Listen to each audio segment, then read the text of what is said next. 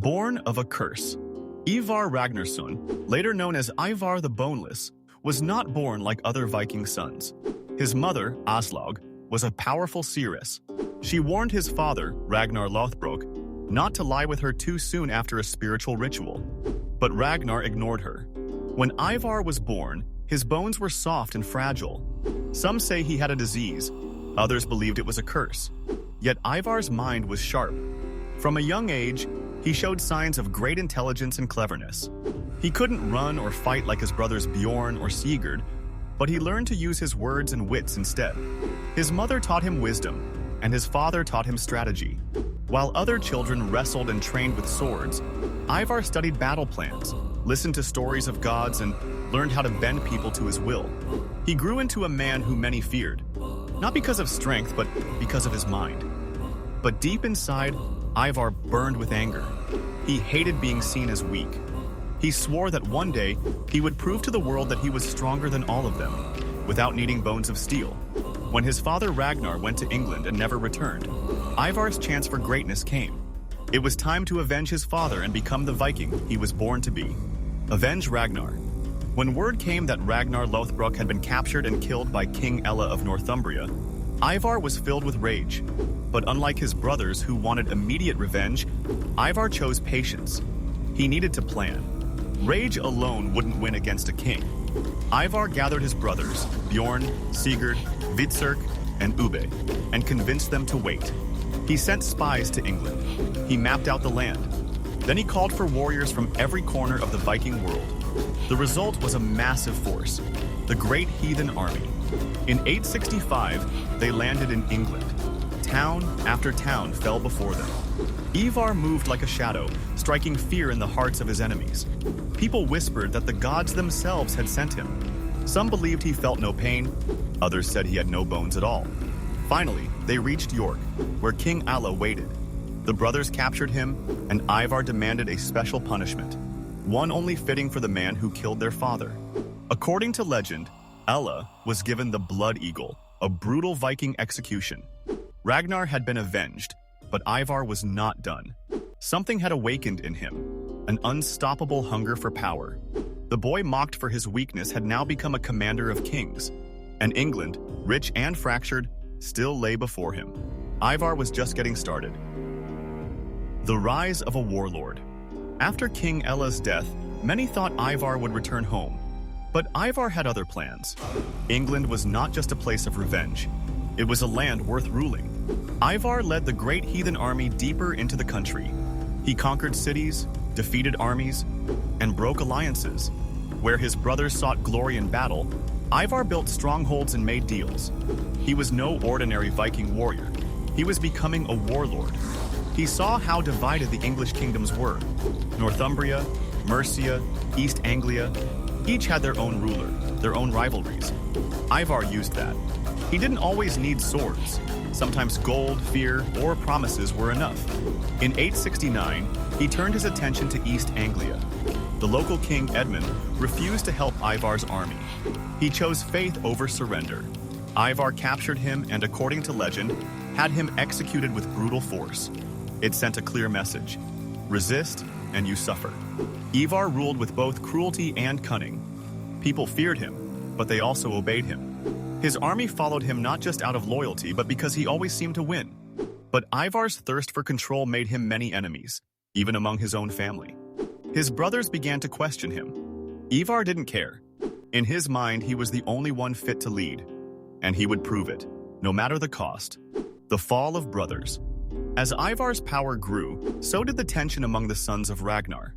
At first, they had all wanted the same thing: revenge. But now that goal was met, old rivalries returned. Bjorn wanted to explore, to see distant lands. Ube spoke of peace and building a new life in England. But Ivar was not finished. He didn't want peace. He wanted full control. When they argued, Ivar turned cold. He reminded them that he had led the army, that he had brought them victory. Slowly, one by one, his brothers left him. Bjorn sailed away.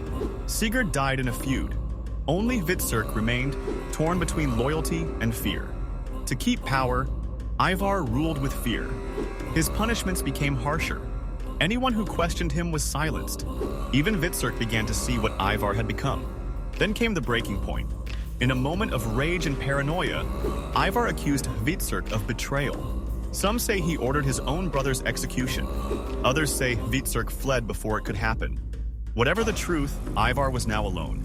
He had won wars, taken cities, and crushed enemies, but at a cost. The army no longer marched with pride. They followed because they had no choice. Ivar, once seen as a brilliant mind, was now seen as a cruel tyrant.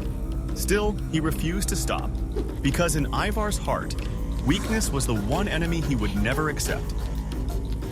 The king with no throne. With his brothers gone and his enemies growing, Ivar knew he needed something more, something bigger. He wanted to be a king, not just a warlord in the shadows, but a true ruler. He set his eyes on Dublin, a Viking stronghold across the sea in Ireland. In 870, he sailed west and took the city with little resistance. There, he called himself King of the Norsemen of all Ireland and Britain. But claiming a title didn't make ruling easier. The local Viking leaders didn't all support him. They saw Ivar's cruelty and doubted his strength. Rebellions rose and alliances shifted. Ivar crushed them one by one. But each victory made him more tired, more alone. Years passed. Ivar ruled from Dublin, sent raids into Britain, and tried to hold his fading empire together. But the more he gained, the more enemies appeared. He was a master of war, but even he couldn't be everywhere at once. News came that English kings were uniting against him. Alfred of Wessex was leading the fight. The Vikings were no longer unstoppable. Ivar felt the world slipping from his grip, but he would not give in. Even if his body ached, even if his warriors doubted him, he would fight to the end. Because he was Ivar the Boneless, and he had come too far to be forgotten. The final campaign. Ivar knew that to keep power, he had to strike first. In 873, he returned to England to lead one final campaign. He wanted to crush the last pockets of resistance and bring the whole island under Viking control. He landed in Mercia, where war had torn the land for years. Ivar believed the time was right to finish what he started. But things had changed. The English were no longer unprepared victims. Under leaders like Alfred of Wessex, they had learned to fight back. Still, Ivar pushed forward. He led raids, took towns, and forced kings to kneel. But the victories came slower. His army was tired. Many had followed him for years. They wanted land and peace, not endless war. Ivar ignored their pleas. He believed that showing weakness now would destroy everything he had built. His commanders warned him, but he didn't listen. Then came a crushing defeat. Near the Severn River, Ivar's forces were ambushed. Hundreds were lost. Ivar escaped, but barely. His body, already worn from years of battle, began to fail him. Yet he refused to stop. He made camp near York and began planning again. He told his men they would rise once more, take Wessex, and rule all of England. But deep inside, Ivar knew his time was running out. Weakened but unbroken. In his final months, Ivar's strength faded. His body, once feared for its resilience, now failed him more each day. Some days he couldn't stand. He had to be carried into council meetings. Still, he ruled with sharp eyes and a sharper tongue. His warriors whispered about his condition. Some said the curse from his birth had caught up with him. Others believed the gods were punishing him for his pride. But Ivar ignored them. He continued to give orders, make plans, and inspire fear. He reminded them of what he had done. He had avenged Ragnar, crushed kings, ruled cities. No other Viking had matched him. One last time, he gathered what strength he had. He gave a speech to his remaining warriors.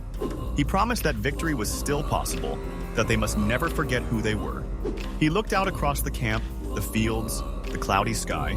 Everything he had fought for, every brother lost, every village burned, had led to this moment.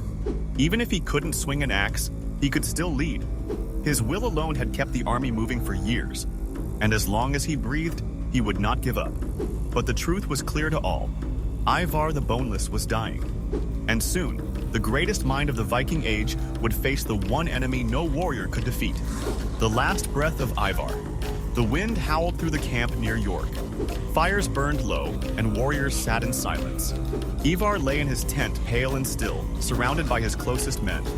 He didn't cry out, he didn't show fear. He only asked for silence. For a moment, he seemed lost in thought. Then he spoke quietly, as if to himself.